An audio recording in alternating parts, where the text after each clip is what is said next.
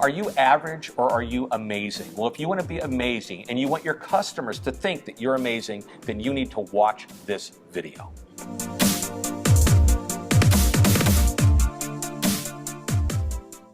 Hi, this is Bonnie Gurney with AMT on IMTS TV, and I'm here with Shep Hyken. He just finished opening our Exhibitor Workshop for IMTS, and I was listening the whole time. By the end, he had me crying in happy tears. Happy tears. I'm sorry. It was happy tears of just enjoyment. He had a great presentation. I really think he brought a lot to start off our meeting and get people excited about exhibiting in IMTS and getting them ready. I think one of the key things that I got out of, I know there's many items, was trust with the customer service and getting people into their booth and building trust. And how do you do that before you have them walk on the trade show floor? Right. So, I mean, that was really the theme of the whole presentation. I started out by saying fill in the blank. I mean, I asked the audience, you know this, you've heard it before, it's an old adage, just fill in the blank.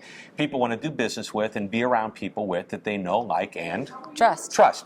And the knowing and liking is easy because we do a lot and spend money and create beautiful exhibits to get people to recognize who we are, know who we are, and essentially, if we put out the right image, they'll like us before we even meet them.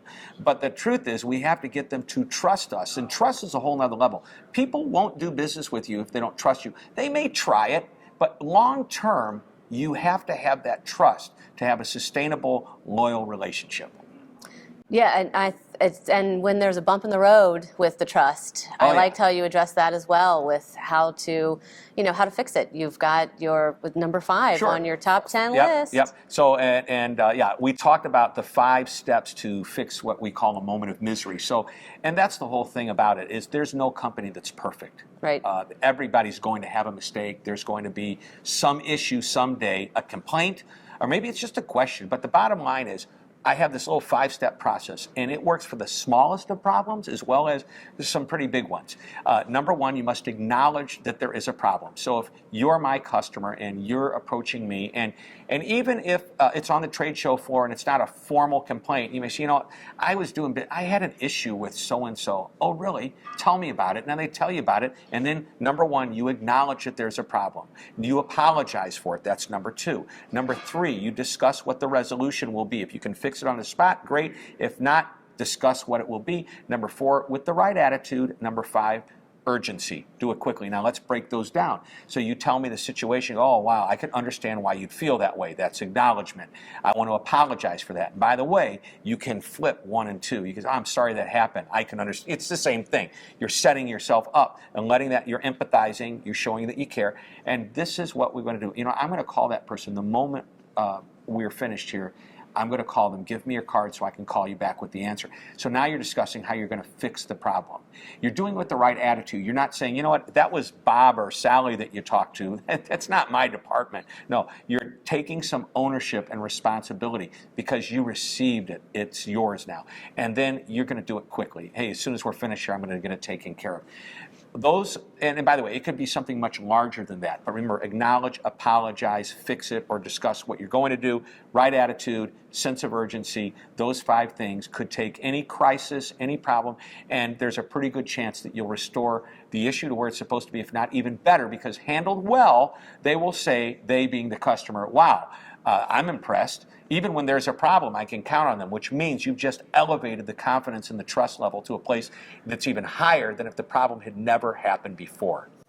Yeah, and you also mentioned ownership before within that part of the the owner. It's that attitude of accountability and ownership. Yeah, no, I think that it shows you're reliable. And you really think can about, work with that's not my department. You were talking to somebody over in whatever. Well, that's the people in the warehouse. Call them. How about there's a server at a restaurant who's got a pitcher of water, and I say, excuse me, can I have some water? And the server says, you're not my station, and walks away. No, you have to take some ownership. it's not a big deal to say, you know what, I understand. That's not, and I use the example of a very basic example. I just wrote an article about this, and I actually created a little image, a cartoon, and it was a person that was basically talking to his boss, and the boss is saying, you need to take care of the customer, and the person saying, but customer service is not my department, and the boss says, but it doesn't matter. Your job is to take care of the customer. We all have to take care of the customer, and it just makes us all look good when we all take care of the customer. In other words, the rising tide will float all boats.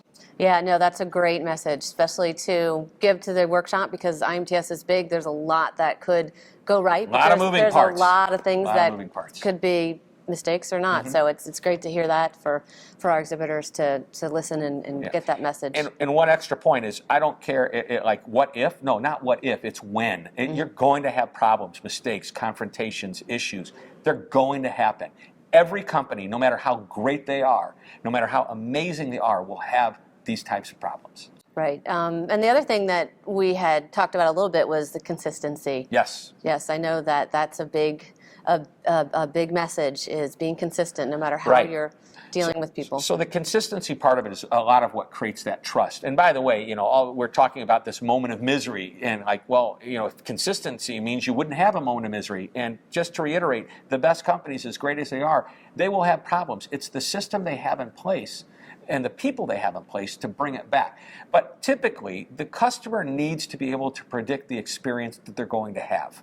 And when they can predict the experience, and it is a positive experience, they're going to say, every time I do business with them, I can count on them. They always do this. They always follow up. They always whatever. The word always followed by something positive shows that you have a situation or a way of doing business that's consistent. Consistency creates trust. Trust will ultimately create loyalty.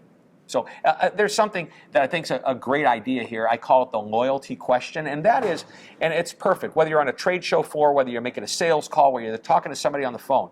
When I'm talking to somebody, a customer, what am I doing right now to make sure that customer is going to want to do business with me the next time? And am I in a situation where there's a potential, if I don't do something, I might, the next time they have a choice, they may look at something else, or, am I doing something that's going to make them want to do business with me the next time? And by the way, if you think about the next time, every time it turns into loyalty.